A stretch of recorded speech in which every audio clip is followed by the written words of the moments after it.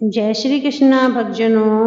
युधिष्ठिर ने आज हम आश्विन कृष्ण पक्ष की इंदिरा एकादशी के महात्म कथा सुन रहे हैं, तो आइए श्रवण करें। युधिष्ठिर ने पूछा, मधुसूदन कृपा करके मुझे यह बताइए कि आश्विन के कृष्ण पक्ष में कौन सी एकादशी होती है। भगवान श्री कृष्ण बोले, राजन, आश्विन कृष्ण पक्ष में इंदिरा नाम की एकादशी होती है। उसके व्रत के प्रभाव से बड़े बड़े पापों का नाश हो जाता है। नीच योनि में पड़े हुए पितरों को भी यह एकादशी सद्गति देने वाली है। राजन, पूर्व काल की बात है। सतयुग में इंद्रसेन नाम से विख्यात राजकुमार थे, जो अब महिष्मतिपुरी के राजा होकर धर्म पूर्वक प्रजा का पालन करते थे। उनका यश सब ओर फैल चुका था। राजा इंद्रसेन भगवान विष्णु की भक्ति में तत्पर हो गोविंद के मोक्षदायक नामों का जप करते हुए समय व्यतीत करते थे और विधि पूर्वक अध्यात्म तत्व के चिंतन में संलग्न रहते थे। एक दिन राजा राज्यसभा में सुखपूर्वक बैठे हुए थे।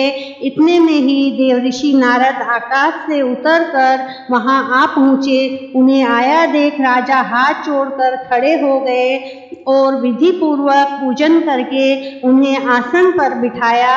उसके बाद वे इस प्रकार बोले, मुनिश्रेष्ठ, आपकी कृपा से मेरी सर्वथा कुशल है। आज आपके दर्शन से मेरी संपूर्ण यज्ञ क्रियाएं सफल हो गई।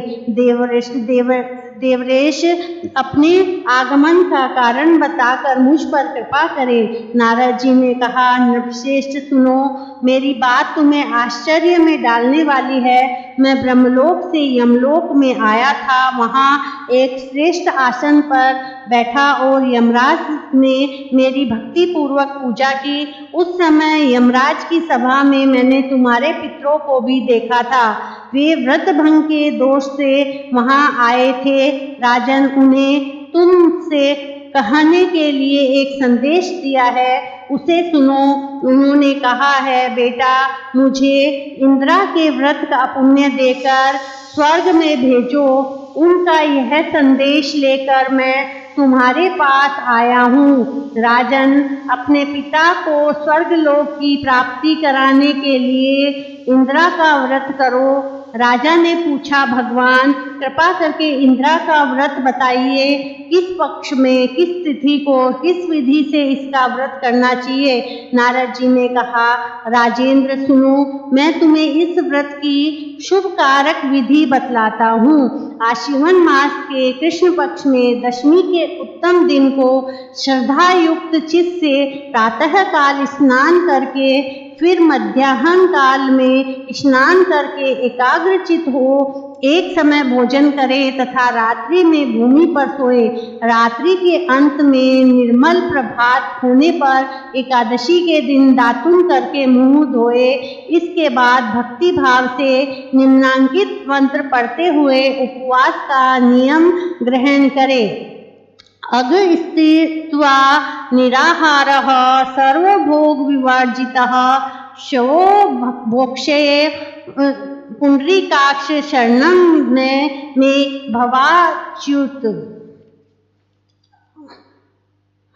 कमल नयन भगवान नारायण, आज मैं सब भोगों से अलग हो निराहार रहकर कल भोजन करूंगा। हे अच्युत, आप मुझे शरण दे।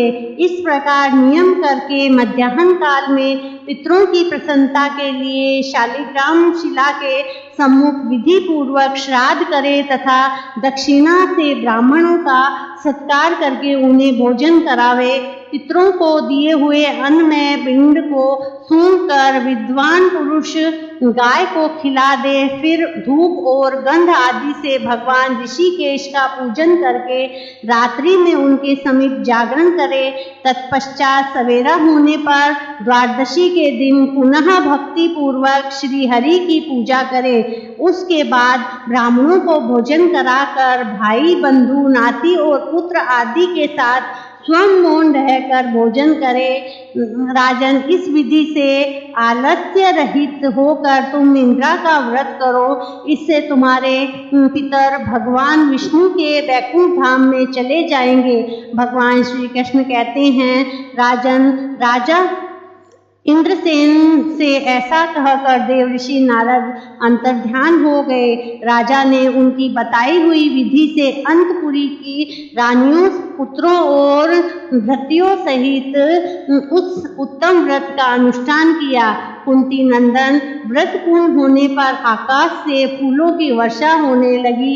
इंद्रसेन के पिता गरुड़ पर आरूढ़ होकर श्री विष्णु धाम को चले गए और राजश्री इंद्रसेन भी अकंटक राज्य का उपभोग करके अपने पुत्र को राज्य पर बिठाकर स्वयं स्वर्गलोक को गए। इस प्रकार मैंने तुम्हारे सामने इंदिरा एकादशी व्रत के महात्म्य का वर्णन किया है। इसको पढ़ने और सुनने से मनुष्य सब पापों से मुक्त हो जाता है। प्लीज लाइक, शेयर, सब्सक्राइब करें। राधे राधे।